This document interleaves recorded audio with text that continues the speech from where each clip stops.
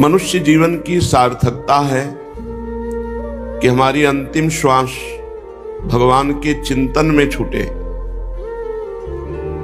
अंतःमति सो गति। यदि हमने जीवन में भजन का अभ्यास नहीं किया तो अंतिम समय हम भजन नहीं कर पाएंगे। जो पहले से अभ्यास करते हैं उनका चिंतन भगवान स्वयं बन जाते हैं। जैसे अंतिम समय में मूर्छावस्था होती है, बहुत दुख का समय होता है, उस समय हमारी इंद्रियां, मन, बुद्धि भगवान के चिंतन करने की योग्यता खो देती है। जीवन भर भगवान का आश्रय लिया, जीवन भर भगवान का भजन किया, तो अंतिम समय में भगवान की कृपा, भगवान का स्मरण बन जाती है और उसके हृदय से जो भी भगवान का स्मरण करते हुए प्राण छूटा वो भगवान को प्राप्त हो जाता है। ये संसार बड़ा दुखमय है। यहां सुख की लालसा से भटकते भटकते अनंत जन्म व्यतीत हो गए, आज तक सुख नहीं मिला। अब मान लो जितनी श्वासें बची हैं, राधा राधा राधा रटते हुए प्रभु के आश्रय में जीवन व्यतीत कर दो तो भगवान बड़े क्षमाशील हैं, बड़े करुणा समुद्र हैं। वो हमारे अपराधों को क्षमा कर देंगे और हमारा जीवन धन्य हो जाएगा। जैसे भगवान ने माया की रचना की, ऐसे ही माया से मुक्त होने की रचना की। माया का इतना बड़ा प्रभाव है कि वो सूक्ष्म है, वो हृदय में अपना प्रभाव डालती है।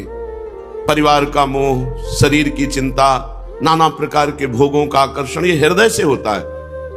और मुक्त करने के लिए भगवान ने अपनी पुरियां, अपने धाम की रचना कर दी। यदि आप निरंतर भजन नहीं कर सकते, आप विषयों का त्याग नहीं कर सकते, आप योग को धारण नहीं कर सकते, तो आप धाम में आके पड़ रहो। वृंदावन धाम का वास स्वीकार कर लो। धाम अपनी कृपा से आपको परम पद की प्राप्ति करा देगा। जैसे काशी में कोई मरता है तो उसे भगवान शंकर तारक मंत्र देकर उद्धार कर देते हैं। ऐसे वृंदावन में जब कोई मरता है तो श्री जी की सखियां, वृंदा सखी यहाँ की अधिष्ठात्र देवी हैं, वो उसके कान में राधा नाम सुनाकर परम पद प्रदान करा देती है। इसलिए चाहे जैसे हो, हमें चाहिए कि अब हमारा ये जन्म व्यर्थ न जाने पावे।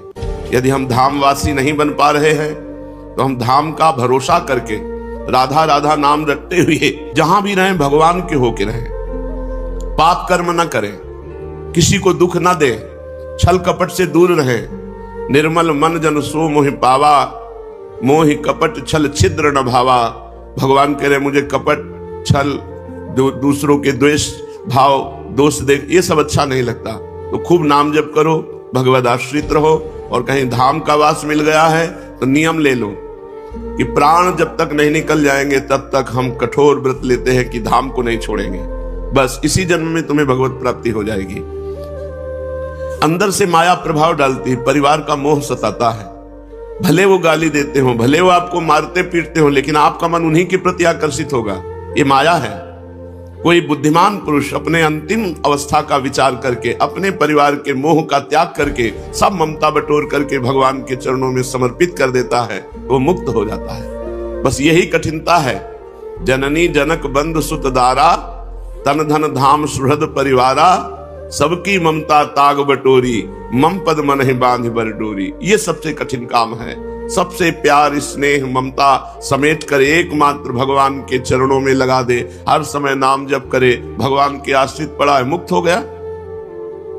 पक्का विश्वास करो, जिसकी जिह्वा में नाम चल रहा है वो निश्चित भगवान को प्राप्त होता है।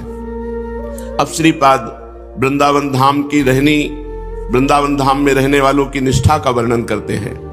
किम्नो भूपैः किम्नु देवादिभिर्वा, स्वाप्नैश्वर्योत्फुल्लितैः किंच मुक्तैः, शून्यालंबैर्वैष्णवैर्वापि किम्नः, श्रीमद्वृंदा काननैकांत भाजाम।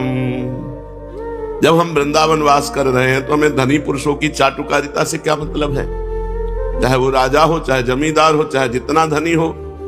जब हम वृंदावन बिहारी जो की शरण में हो गए तो धनियों के पीछे डोलने का, धनियों के आगे हाथ फैलाना, धनियों की चाटुकारिता करना, ये ठीक नहीं है। श्रीपाद प्रबोधानंद जी महाराज कह रहे हैं भरोसा भगवान का रखे, मनुष्य का नहीं। सब भिखारी हैं, दाता तो एक भगवान है। सब परेशान हैं, परेशानी मुक्त कराने वाले तो एकमात्र भगवान हैं। इसलिए जब आपने भगवान के धाम का भरोसा कर लिया तो चिंता मत करो, सब कामनाएं पूर्ण हो जाएंगी।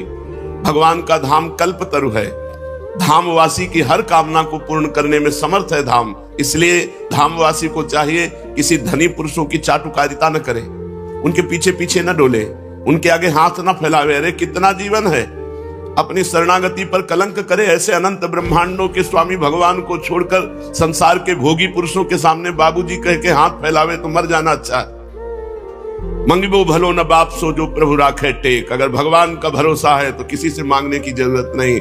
अन मांगे आगे आवे गो, जो पल लागे पल को। जैसे पलकें स्वयं गिरती हैं, ऐसे तुम्हारे आगे धन स्वयं आएगा यदि तुम भगवान के भरोसे में हो। और सांसारिक भरोसे में हो तो भटकना पड़ेगा। इसलिए कह रहे किम नो भूपई, मुझे इन बड़े बड़े धनी पुरुषों की चाटुकारिता की जरूरत नहीं। हमने वृंदावन धाम का भरोसा कर लिया।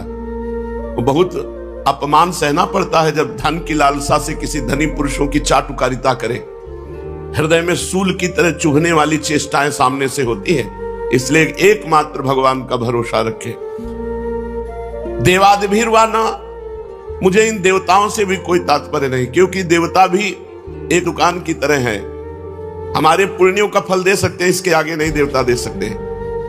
उदार तो भगवान है, जो चाहे वो कर सकते हैं। देवता नहीं कर सकते कि जो चाहे वो कर दे। देवता तो नियम में बंधे हुए हैं। जैसे राजकीय कर्मचारी उतना ही कर सकता है जो उसके कानून और विधान के अनुसार है। देवता मोक्ष नहीं दे सकते, देवता प्रेम नहीं दे सकते, देवता हमारे कर्म बंधन नष्ट नहीं कर सकते, देवता हमारे संचित कर्म भस्म नहीं कर सकते, देवता हमें क्षमा नहीं कर सकते। ये सब एकमात्र श्री भगवान करते हैं। इसलिए कहते हैं मुझे देवताओं से क्या प्रयोजन। और जो मुक्त हो गए हैं उनसे क्या प्रयोजन, क्योंकि वो तो मुक्त हो गए हैं, वो तो ब्रह्म स्वरूप हैं, उनसे किसी से मतलब नहीं, उनकी दृष्टि में द्वैत नहीं। और जो वैकुंठाभिलाषी हैं उनसे भी मुझे क्या मतलब। मुझे मतलब उनसे है जो वृंदावनवासी हैं, जो प्रिया प्रीतम के प्रेम के पिपासु हैं, जो हर समय राधा राधा रटते हैं। मुझे ऐसे प्रेमी भक्तों का संग चाहिए। शम सर्वेषाम प्रयासेन दात्री द्वत्री कांति प्रेम पात्रैक पात्री आनंदात्मा शेष सत्वा निधात्री श्री वृंदाटव्यस्तुमेंधस्य धात्री। वृंदावन में ऐसे रहे जैसे मां की गोद में रहा जाता है। परम पावन धाम है, यहां हम मलमूत्र का त्याग करते हैं, यहां हम थूकते हैं, नहाते हैं। और प्रिया प्रीतम का निज महल है। तो जैसे हम मां की गोद में शौच कर देते हैं, कोई अपराध नहीं। मां की गोद में लघु शंका कर देते हैं, कोई अपराध नहीं। ऐसे हम वृंदाटवी मां की गोद में रह रहे हैं और अंधा बन के रहे। यहां अंधा किसी के दोष दर्शन न करे, किसी की निंदा न करे, किसी के आचरण न देखे कि अरे ये तो वृंदावन वास करते हुए ऐसा करता है। यदि आप किसी के दोष देखेंगे तो वो दोष आप में आ जाएंगे और निंदा करने का आपको पाप लगेगा। इसलिए कह रहे हैं आनंदात्मा शेष सत्वानि धात्री श्री वृंदाटव्यस्तु में अंधस्य धात्री। धात्री माने मां, अंधस्य माने अंधा। मैं अंधा पुत्र हूं, कुछ नहीं देखता, किसी की बात नहीं देखता, बस अपनी बात देखता हूं। मेरे में क्या कमियां हैं ये दूर करना है, दूसरे में क्या कमी है भगवान जाने। भगवान उसको जैसे चला रहे वो चल रहा है। हमें किसी की निंदा करने का अधिकार नहीं है। अगर हम निंदा करते हैं तो पर निंदा के कीते आवत नहीं कछु हाथ। मूर्ख पर्वत पाप को ले चल अपने साथ। जो दूसरे की निंदा करते हैं वो दूसरों के पाप की गठरी अपने सिर पर बांधकर नरक की यात्रा करते हैं। इसलिए वृंदावन रहना है तो अंधा बन के रहना है। आंख होते हुए भी हमें सब में भगवत भावना करनी, किसी के दोष दर्शन नहीं करने। और जब हम इस तरह वृंदावन वास करते हैं तो वृंदावन वो सुख प्रदान करता है जो किसी साधना से नहीं मिलता। क्या? प्रिया प्रीतम श्यामा श्याम के चरणों की प्रीति वृंदावन अपनी तरफ से प्रदान करता है। वृंदावन प्रभाव सुन अपनो ही गुण देत, जैसे बालक मलिन को मात गोद भर लेत। जैसे मलिन बालक को माँ गोद में उठा लेती, उसकी मलिनता नहीं देखती, ऐसे ही वृंदावन वासी को वृंदावन उठा लेता है और प्रिया प्रीतम के चरणारविंद में पहुंचा देता है। इसलिए कह रहे हैं निखिल जीवों को आनंद प्रदान करने के लिए द्वार खुला हुआ है श्री धाम वृंदावन। बस वृंदावन की रहनी आ जाए। चुप रहो, शांत रहो, किसी की निंदा मत करो, जो मिल जाए खाओ पियो और रात दिन राधा राधा कृष्ण कृष्ण जपो। जीवन पूरा का पूरा मंगल में हो जाएगा। अगर आखिरी बन गई तो पूरे जीवन की बन गई। पूरे जीवन पाप हुआ अजामिल से, वैश्यागमन करता रहा, हिंसक जीव की हिंसा करने वाला, नाना प्रकार के पाप रूपी मल से भरा हुआ, पर अंतिम समय निकल गया बेटे के बहाने नारायण, भगवान की प्राप्ति हो गई। अंतिम बन गया तो पूरा जीवन बन गया। इसलिए सबको चाहिए अपनी अंतिम सुधार ले। चलते हैं परम पावन चरित्र श्री कृष्ण चैतन्य महाप्रभु का। महाप्रभु चैतन्य देव का ब्याह श्री विष्णु प्रिया जी से हो गया है। ब्याह होते ही महाप्रभु की दशा बदल गई। महाप्रभु उन्माद अवस्था को, कभी एकांत में बैठे हुए कुछ बोल रहे हैं, किसी की समझ में नहीं आ रहा है, कभी हुंकार मारकर पृथ्वी पर लौट जाते हैं, कभी कई कई घंटे भाव दशा में बैठे हैं।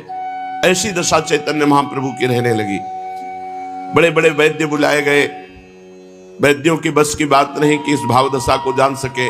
तो कोई कहता दिमाग में गर्मी चढ़ गई है, कोई कहता भूत प्रेत का आवेश है, कोई कहता भगवत आवेश है, पर कोई निर्णय नहीं कर पाया। महाप्रभु स्वतः ही स्वस्थ हो गए। महाप्रभु ने इच्छा जताई कि अब हम तीर्थ यात्रा करना चाहते हैं। जब हम तीर्थ यात्रा करते हैं तो हमारा हृदय पवित्र होने लगता है। पवित्र हृदय ही भगवान का भजन करता है। पवित्रता जब अंदर प्रवेश करेगी तो आपके अंदर खुद दोषों के त्याग की बात आ जाएगी। एक भगत जी रोज पेपर पढ़ते हैं और जब वृंदावन आए खुद उन्होंने कह दिया कि मुझे अब पेपर नहीं पढ़ना। जीवन भर हो गया नियम पूर्वक पढ़ते हुए, बोले अब मुझे नहीं पढ़ना। जब वृंदावन आया हूं तो मुझे भगवान का भजन करना है, भगवान की बातें पढ़। क्या हुआ? इतनी बड़ी आसक्ति पेपर की होती है कि लोग सुबह से इंतजार करते हैं जैसे भगवान के दर्शन का इंतजार। ऐसे वो इंतजार करते, पेपर आया बस पूरा उस संसार में क्या हो रहा है मोटी हेडिंग में तो एक बार पूरा पढ़ जाए, और वो पूरा जीवन पढ़ते रहे। छोटी छोटी बातों को अपने लोग देखते हैं, धाम का प्रभाव क्यों उनका नहीं। ये सब क्या है? ये भगवान की कृपा है। ये भगवान की कृपा से जब हम धाम में आए तो धाम पवित्रता इतनी प्रदान करता है कि धीरे धीरे सारे दोष, दुर्गुण, ममता ये सब नष्ट होती चली जाती है और जीव अनंत जन्मों से बिछड़ा हुआ भगवान को प्राप्त कर लेता है। आश्विन शुक्ला दशमी का दिवस है। आज ही के दिन भगवान श्री रामचंद्र जी ने लंका पर विजय प्राप्त करने के लिए चढ़ाई की थी। घर घर आनंद मनाया जा रहा है। आज के ही दिन वर्षा काल की परिसमाप्ति समझी जाती है। व्यापारी आज के ही दिन वाणिज्य के निमित्त विदेशों की यात्रा करते हैं। राजागण आज के ही दिन दूसरे देशों को दिग्विजय करने के निमित्त अपनी अपनी सेनाओं को सजाकर राज्य सीमा से बाहर होते हैं। 4 महीने एक ही स्थान पर रहने वाले परिव्राजक सन्यासी जन आज के ही दिन फिर से भ्रमण करना आरंभ कर देते हैं। तीर्थ यात्रा करने वाले भी आज के ही दिन यात्रा के लिए प्रस्थान करते हैं। अब की नवद्वीप में बहुत से यात्रा गया धाम की करने जा रहे थे, तो गौरांग महाप्रभु के मौसा पंडित चंद्रशेखर भी गया धाम को जाना चाहते थे। उन्होंने अपनी इच्छा निमाई को जताई। सुनते ही निमाई बड़ी प्रसन्नता प्रकट की और सची माता की आज्ञा लेकर चैतन्य महाप्रभु भी अपने स्नेही छात्रों के साथ गया जी की यात्रा का निश्चय किया। सब सामान जुटाकर अन्य लोगों को साथ लेकर ये गया धाम के लिए चल पड़े। इस प्रकार अपने सभी साथियों के साथ आनंद मनाते और प्रेम में श्री कृष्ण कीर्तन करते हुए मंदार नामक स्थान पर पहुंचे। इन स्थान में पहुंचकर इन्हें बड़े जोर से बुखार आ गया। इनके साथी इनकी ऐसी दशा देखकर बहुत अधिक चिंतित हुए, भांति भांति के उपचार करने लगे, किंतु इन्हें किसी प्रकार भी लाभ नहीं हुआ। अंत में इन्होंने अपनी औषधि अपने आप ही बताई। इन्होंने कहा मेरी व्याधि इन प्राकृतिक औषधियों से नहीं जाएगी, यह रोग तो असाध्य है, एकमात्र इसकी औषधि है भगवान की कृपा। भगवान की प्रसन्नता से ही यह रोग जाएगा। यदि भजन करने वाले वैष्णवों की पूजा की जाए तो भगवान की कृपा प्राप्त हो जाती है। जो ब्रह्म ऋषि जन है, जो वैष्णव जन है, यदि इनकी चरण सेवा हो तो भगवान प्रसन्न हो जाते हो। भगवान प्रसन्न हो जाए तो सब रोग दोष मिट जाते हैं। भगवान ने स्वयं कहा है कि अग्नि और ब्राह्मण ये मेरे 2 मुख हैं। नाहम तथाग्नि यजमान वीर विताने अच्युतो घृतप लुत मदन दुतभुंक्त मुखेन। अग्नि में खूब आहुति देने से मैं उतना प्रसन्न नहीं होता जितना बढ़िया खीर और घी टपटपाता हुआ हलवा ब्रह्म ऋषि और वैष्णव जन को पवाया जाए तो मैं जितना प्रसन्न होता हूं उतना अग्नि में आहुति देने से नहीं प्रसन्न होता। तो चैतन्य महाप्रभु ने कहा कि अगर यहाँ के वैष्णव और ब्राह्मणों की पूजा की जाए, उनकी चरण रज हमारे शरीर पर लगाई जाए तो हमारा रोग दूर हो जाए। महापुरुष वही आचरण करवाते हैं जिनसे जगत का मंगल होता है। एक विद्यार्थी ने प्रश्न किया, गुरुजी, जो ब्राह्मण नहीं है, केवल ब्रह्म बंधु है, अर्थात केवल ब्राह्मण कुल में जन्मा है और ब्राह्मणों के आचरण नहीं करता, संध्या गायत्री शास्त्र की मर्यादा के अनुसार वो ब्राह्मणत्व तो नहीं धारण करता, तो क्या उनका भी इतना ही आदर है जितना आप कहते हैं कि वैष्णव और ब्राह्मणों की चरण रज मिल जाए तो हमारा शरीर निरोग हो जाए? हम तो समझते हैं जो ब्राह्मण कुल में जन्मे हैं और ब्राह्मणों का आचरण नहीं करते तो वो काठ के हाथी है, उनमें ब्राह्मणत्व ही नहीं है।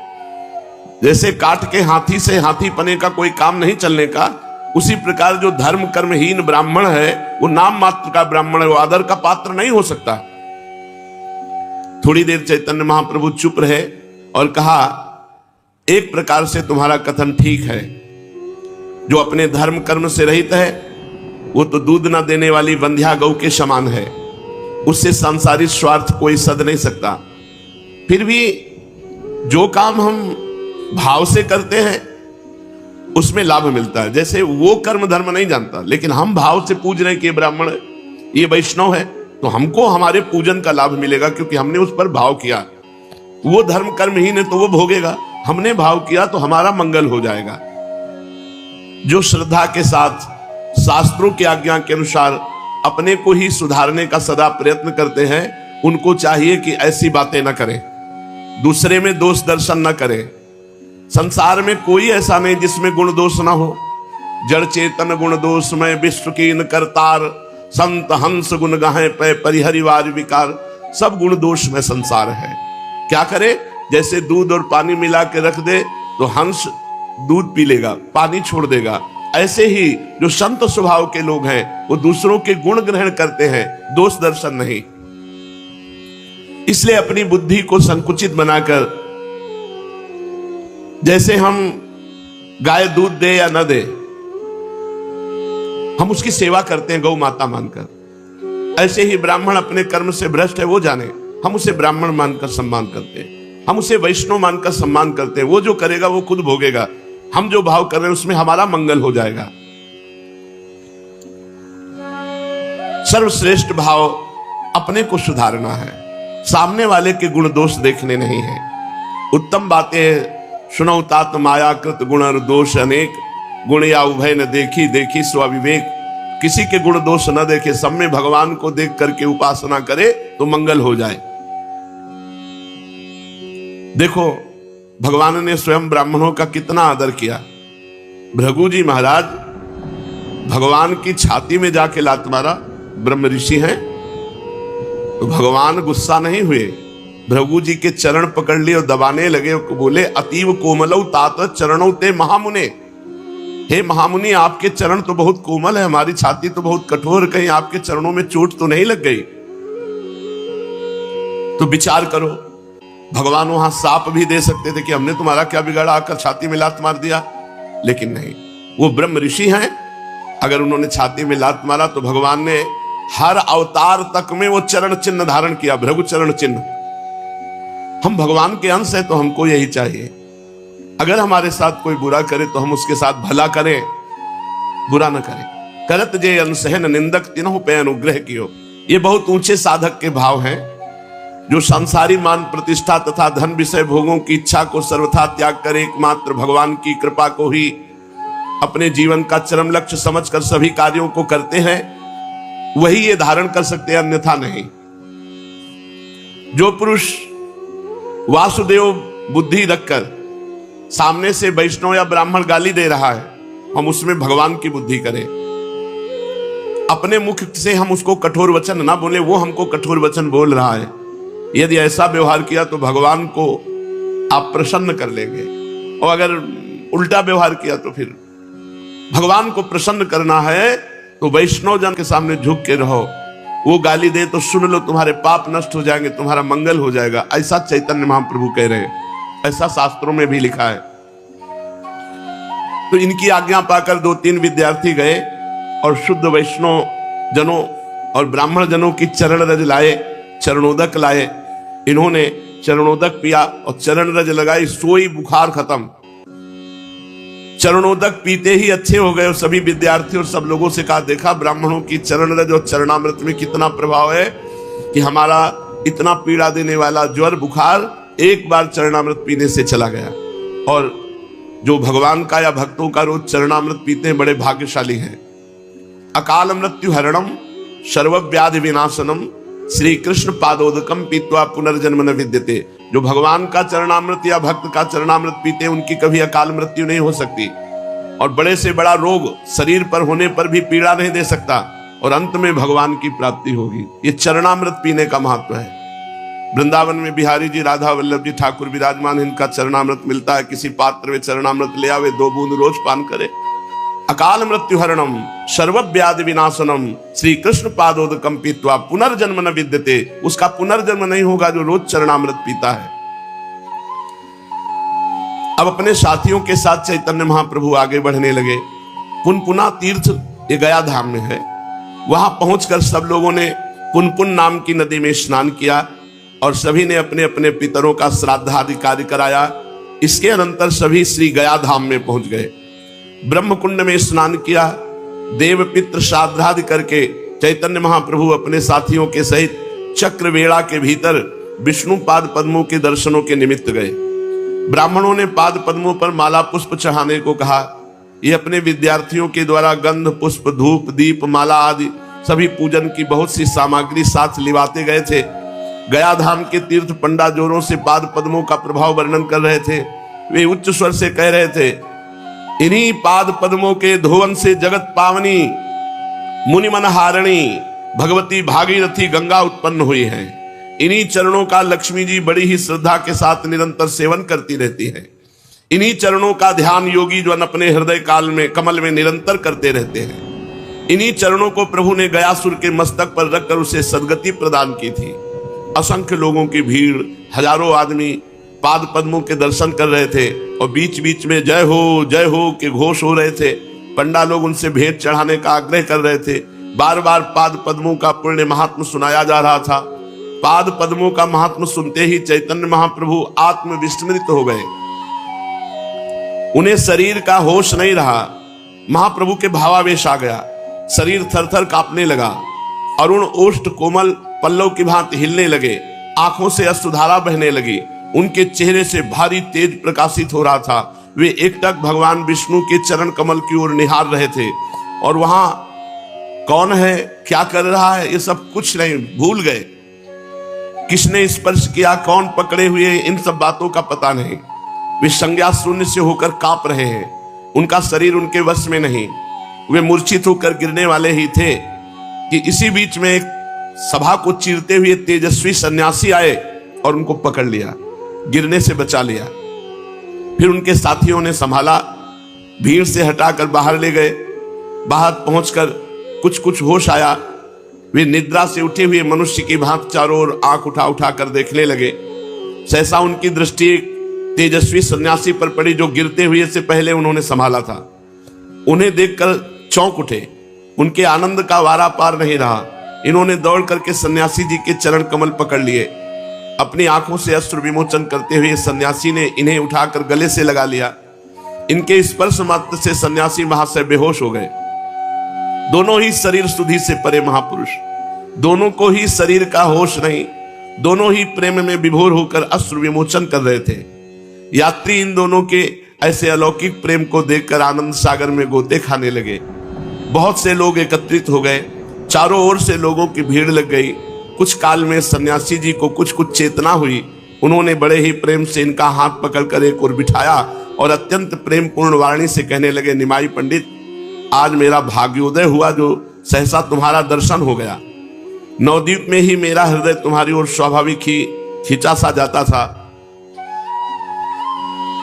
मुझसे लोग कहते निमाई पंडित कोरे पोथी के ही पंडित हैं, बड़े चंचल हैं, देवता तथा वैष्णवों की खिल्लियां उड़ाते हैं। आप उन्हें अपना श्री कृष्ण लीलामृत सुनाकर क्या लाभ उठावेंगे? कोई कोई तो यहां तक कहता है जी ये पूरे नास्तिक हैं, वैष्णवों को छेड़ने में इन्हें मजा आता है। मैं उन सबकी बातें सुनता और चुप हो जाता। मेरा अंतःकरण इन बातों को कभी स्वीकार ही नहीं करता था। ये ईश्वरपुरी जी महाराज। मैं बार बार यही सोचता था, निमाई पंडित जैसे सरस, सरल, सहृदय और भावुक पुरुष भक्तिहीन कभी नहीं हो सकते। इनके मुख का तेज ही इनकी भावी शक्ति का परिचय दे रहा है। आज आपके भाव दर्शन के रूप को देखकर आनंद की सीमा नहीं रही। मैं कृतकृत्य हो गया। भगवत दर्शन से जो आनंद मिलता है उसी आनंद का मैं अनुभव कर रहा हूं। मैं अपने आनंद को प्रकट करने में असमर्थ हूं। इतना कहते कहते सन्यासी महाशय का गला भर आया। आगे वे कुछ और भी कहना चाहते थे किंतु कह नहीं सके। उनके नेत्रों में से अश्रुधारा भी पूर्ववत बह रही थी। सन्यासी महाराज की बातें सुनते सुनते इन्हें कुछ चेतना हो गई थी, इसलिए रुधे हुए कंठ से कुछ अस्पष्ट स्वर में इन्होंने कहा, प्रभु आज मैं कृतार्थ हुआ। मेरी गया यात्रा सफल हुई। मेरी असंख्यों पीढ़ियों का उद्धार हो गया।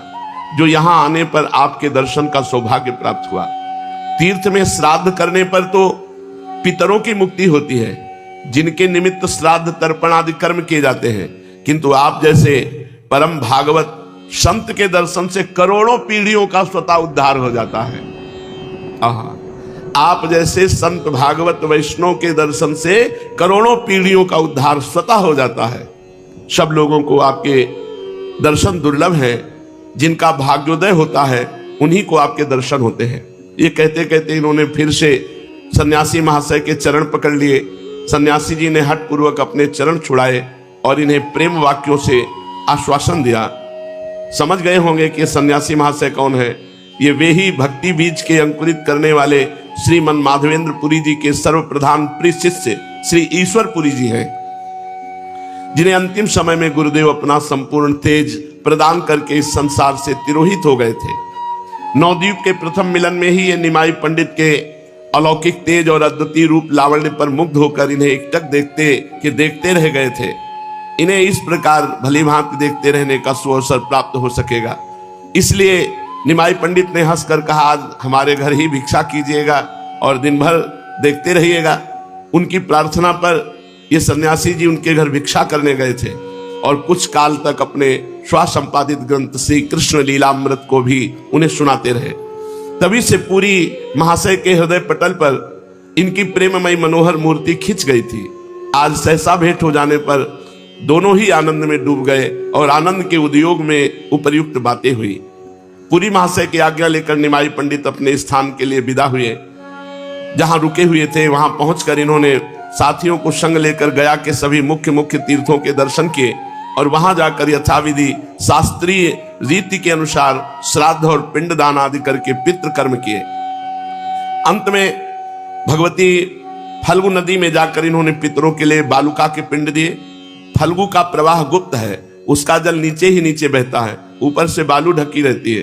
बालू को हटाकर जल निकाला जाता है और यात्री उससे स्नान संध्या आदि कृत्य करते हैं। प्रेत गया, राम गया, युधिष्ठिर गया, भीम गया, शिव गया आदि 16 गया में निमाई पंडित ने अपने साथियों के साथ जा जाकर पितरों के पिंड और श्राद्धादि कर्म किए। सब स्थानों में दर्शन तथा श्राद्ध करके ये अपने ठहरने के स्थान पर लौट आए। संसार में उन्हीं मनुष्यों का जीवन धारण करना सार्थक कहा जाता है जिनके हृदय पटल पर हर समय मुरली मनोहर मुकुंद की मंजुल मूर्ति नृत्य करती रहती हो, जिनके कान भगवान के मनोहर मुरली का भगवान की लीला कथा को श्रवण करते रहते हो, उनके कान धन्य हैं। जिनके नेत्र भगवान का दर्शन संत दर्शन करते हैं, उनके नेत्र धन्य हैं। जो मन भगवान के भयहारी चरणारविंद का निरंतर मधुराति मधुर मकरंद पान करता रहता, वो मन धन्य है। और जो तन भगवान की सेवा में, भगवान के धाम में, भगवान के लिए है, वो तन धन्य है। संपूर्ण संसार को अपनी पदरज से वो पावन बना देता है जो हर समय भगवान का भजन करता रहता है, जो हर समय भगवान का नाम जप करता है। उसकी वाणी में सामर्थ्य होती है। जो बोल दे तो जीवों का कल्याण हो जाए, वो देख ले तो जीवों का कल्याण हो जाए। सतरति सतरति सा लोकान तारयति, वो स्वयं तर जाता है, स्वयं तर जाता है, लोगों को तार देता है। निमाई पंडित की हृदय कंदरा में से जो त्रैलोक के पावन प्रेम से स्रोत उमड़ने वाला था, जिसका सूत्रपात चिरकाल से हो रहा था, अद्वैताचार्य आदि भक्तगण जिसकी लालसा लगाए वर्षों से प्रतीक्षा कर रहे थे, उस स्रोत का पृथ्वी पर परिस्फुट होने का सुहावना समय अब सन्निकट आ पहुंचा। जगत विख्यात गया धाम को ही उसके प्रकट करने का अखंड यश प्राप्त हो सका। यही पावन पृथ्वी इसका कारण बन सकी। आहा वसुंधरा पुण्यवती च तेनो, सचमुच वो वसुंधरा बड़ी भाग्नी है जिसके संसर्ग में किसी महापुरुष की लोक विख्यात घटना के साथ हो सके। वही संसार में पावन तीर्थ के नाम से विख्यात हो जाता है। निमाई पंडित अपने निवास स्थान पर अन्य साथियों के साथ भोजन बना रहे थे। दाल साग बनाकर तैयार हो चुका था।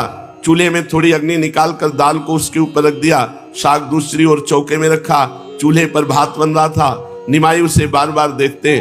चावल तैयार तो हो चुके थे किंतु उनमें थोड़ा सा जल और शेष था। उसे जलाने के लिए, उस भात को शुष्क बनाने के लिए चैतन्य महाप्रभु उसे ढक दिए।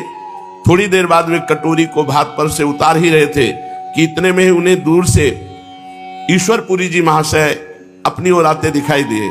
कटोरी को ज्यों की त्यों ही पृथ्वी पर पटक कर ये उनकी चरण वंदना करने के लिए दौड़े। ईश्वरपुरी ने प्रेम पूर्वक इनका आलिंगन किया। हंसते हुए बोले, अपने स्थान से किसी शुभ मुहूर्त में चला जो ठीक तैयारी के समय, भोजन की तैयारी के समय आ पहुंचा। नम्रता के साथ चैतन्य महाप्रभु ने उत्तर दिया, जिस समय भाग्योदय होता है और पुण्य कर्मों का संस्कार जागृत होता है, उस समय आप जैसे संतों का दर्शन होता है। आप जैसे संतन के दर्शन करने का सौभाग्य होता है। प्रभु, भोजन बिल्कुल तैयार है, हाथ पैर धोइए और भिक्षा करने की कृपा कीजिए। हंसते हुए पुरी महाशय बोले, खूब कही, अपने लिए बनाए हुए अन्न को हमें ही खिला दोगे तो तुम क्या खाओगे? नम्रता के साथ नीची निगाह करके इन्होंने उत्तर दिया, अन्न तो आपका ही है, मैं तो केवल बनाने वाला पाचक मात्र हूं। आज्ञा होगी तो और बना दूंगा। ईश्वरपुरी ने देखा है भिक्षा बिना कराए मानेंगे नहीं, इसलिए बोले, अच्छा फिर से बनाने की आवश्यकता नहीं, जो बना है उसी में आधा आधा बांटकर खा लेंगे। क्यों, मंजूर है ना? किंतु हम ठहरे सन्यासी और आप ठहरे गृहस्थी, हमारी भिक्षा होगी और तुम्हारा भोजन होगा। इस प्रकार कैसे काम चलेगा? तुम थोड़ी देर के लिए भिक्षा कर लो, सन्यासी बन जाओ।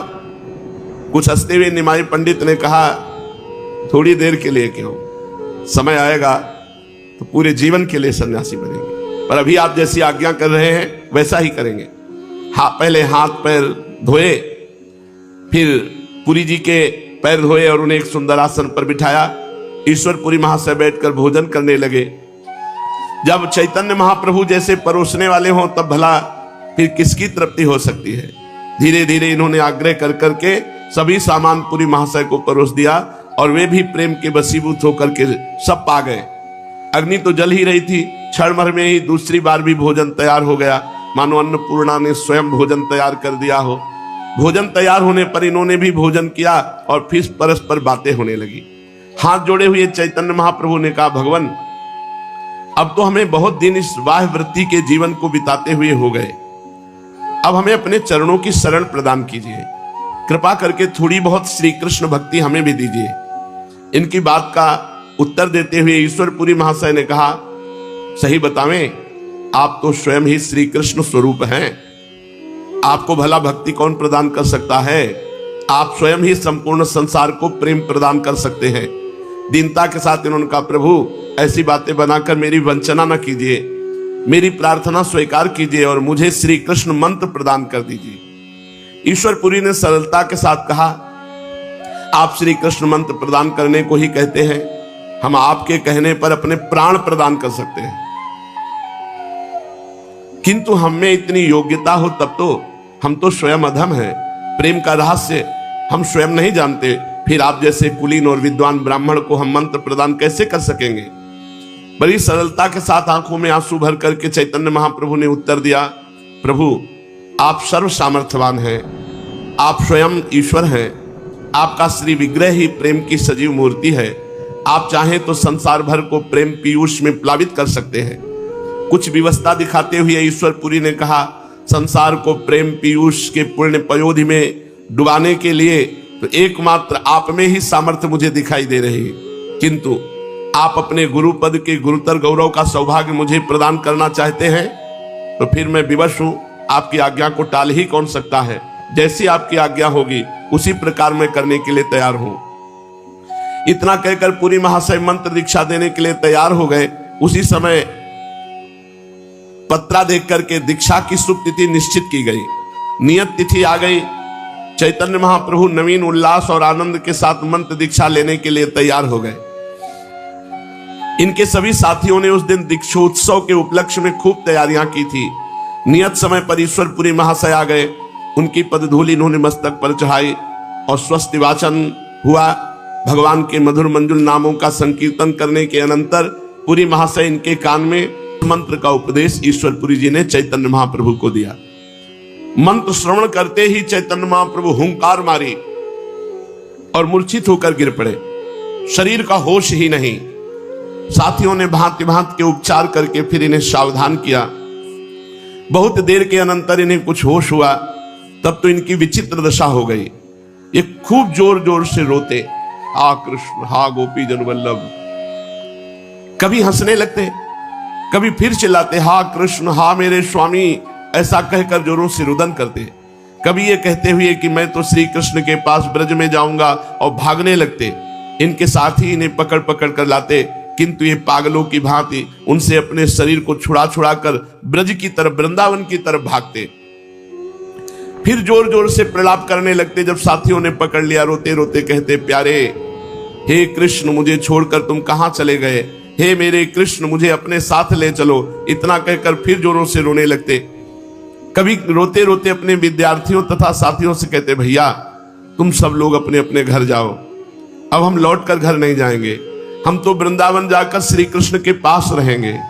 हमारी माता को हमारा हाथ जोड़कर प्रणाम कहना और कह देना, तेरा निमाई पागल हो गया है। इनके सभी साथी इनकी ऐसी अलौकिक दशा देखकर चकित हो गए। भांति भांति से प्रबोध करने लगे, समझाया, किंतु ये किसी की मानते ही नहीं थे। इस प्रकार रुदन तथा प्रलाप में रात्रि व्यतीत हो गई। सभी साथी तथा शिष्यगण सुख की नींद में सो गए, किंतु चैतन्य महाप्रभु को नींद कहां। सुखी संसार सुख रूपी मोह निशा में शयन कर सकता है। संसार जो एकदम मूर्ख प्रवृत्ति में फंसा है, वो तो चैन से है।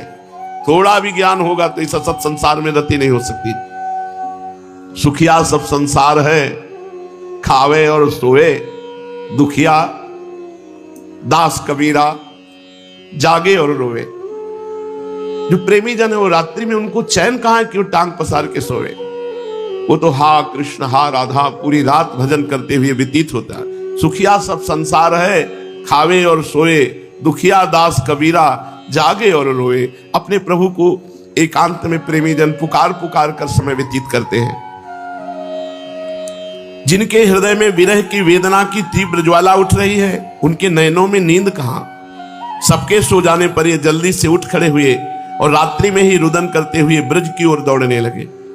इनके प्राण श्री कृष्ण से मिलने के लिए छटपटा रहे थे। इन्होंने साथी तथा शिष्यों की कुछ भी परवाह न की, घोर अंधकार में अकेले ही भागने लगे। थोड़ी दूर ही चले होंगे कि इनको एक वाणी सुनाई दी, अंतर्वाणी। मानो भगवान ने कहा, तुम्हारा ब्रज जाने का भी समय नहीं है, अभी तुम कुछ काल धैर्य धारण करो। अभी अपने सत्संग से नवद्वीप के भक्तों को आनंदित करके प्रेम दान करो। योग्य समय आने पर तुम ब्रज में जाना। आकाशवाणी का आदेश पाकर ये तुरंत लौट पड़े, अपने स्थान पर आ गए और आसन पर पड़ गए। प्रेम में पागल हुए उन मतवाले जनों की महिमा का क्या वर्णन करें।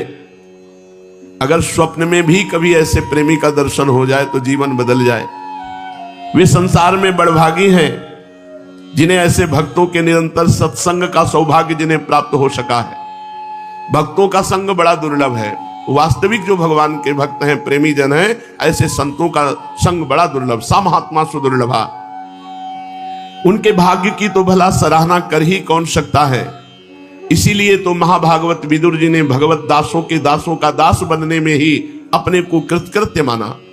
सचमुच भगवान के भक्तों का संग बड़ा ही मधुमय, आनंदमय, रसमय होता है।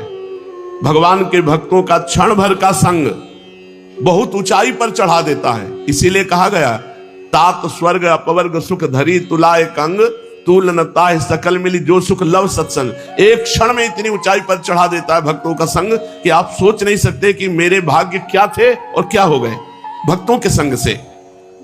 उनके दर्शन मात्र से, उनके मिलन मात्र से आनंद उमड़ने लगता है। चैतन्य महाप्रभु को मंत्र दीक्षा देकर श्री ईश्वरपुरी जी विचरण करने चले गए। शायद महाप्रभु से दोबारा नहीं मिले, क्योंकि जगत पूज्य प्रेमावतार लोक शिक्षा के निमित्त गुरु मानकर हमें प्रणाम करेंगे, ये हमारे लिए असहनीय होगा। इसलिए अब इस संसार में प्रकट रूप से नहीं रहना चाहिए। इसलिए वो उसी समय अंतर्ध्यान हो गए। फिर कहां रहे, कहां कब अंतर्ध्यान में कोई पता नहीं। उसी समय से उनके गुरु जी ईश्वरपुरी जी अंतर्ध्यान हो गए, मतलब पता ही नहीं चला कि ईश्वरपुरी जी कहां गए। इधर प्रातः काल चैतन्य महाप्रभु उठे, लोगों ने देखा उनके शरीर का सारा कपड़ा आंसुओं से भीगा हुआ था। वे क्षण भर के लिए भी रात्रि में नहीं सोए। रात भर हा कृष्ण मेरे प्यारे, ओ प्राणनाथ मुझे छोड़कर किधर चले गए, इसी प्रकार विरह युक्त वाक्यों के द्वारा रुदन करते रहे। इनकी ऐसी विचित्र अवस्था देखकर अब साथियों ने गया जी में अधिक ठहरना उचित नहीं समझा। इनके शिष्य ने बड़ी सावधानी के साथ इनके शरीर को संभालते हुए नवद्वीप की ओर चले। ये होश नहीं है, शिष्यों के सहारे से चल रहे हैं, शरीर का कुछ भी होश नहीं। कभी कभी होश में आ जाते और फिर जोरों से चिल्ला उठते, हा कृष्ण किधर चले गए, हा प्राणनाथ रक्षा करो, हे पतित पावन इस पापी का भी उद्धार करो। इस प्रकार ये श्री कृष्ण प्रेम में बेसुध हुए साथियों के सहित कुमारहट्ट नाम के ग्राम में आए। ये कुमारहट्ट जिनसे इन्होंने श्री कृष्ण मंत्र की दीक्षा ली है, जिन्होंने इन्हें पंडित से प्रेम दीवाना बना दिया, उन्हीं ईश्वरपुरी जी के जन्म स्थान का नाम कुमारहट्ट नामक ग्राम है।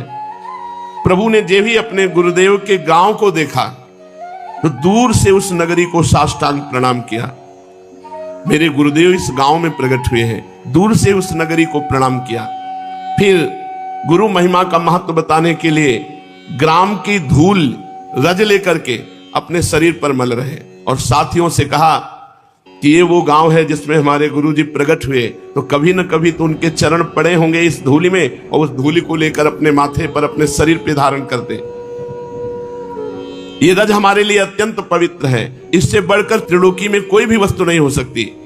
जिस गांव में हमारे गुरुजी प्रकट हुए, इस गांव का कुत्ता भी हमारे लिए बंदनीय है। चैतन्य महाप्रभु ने कहा कुमारहट्ट का कुत्ता भी हमारे लिए बंदनीय है। जिस स्थान में हमारे गुरुजी ने जन्म धारण किया, जहां की पावन भूमि में उन्होंने बालवश अवस्था में क्रीड़ा की, वो हमारे लिए लाखों तीर्थों से बढ़कर है। इस प्रकार गुरुदेव की जन्मभूमि में लोटपोट होकर प्रणाम करके गुरुदेव का महत्व प्रदर्शन करते हुए आगे बढ़े और थोड़े दिनों में नवद्वीप पहुंच गए।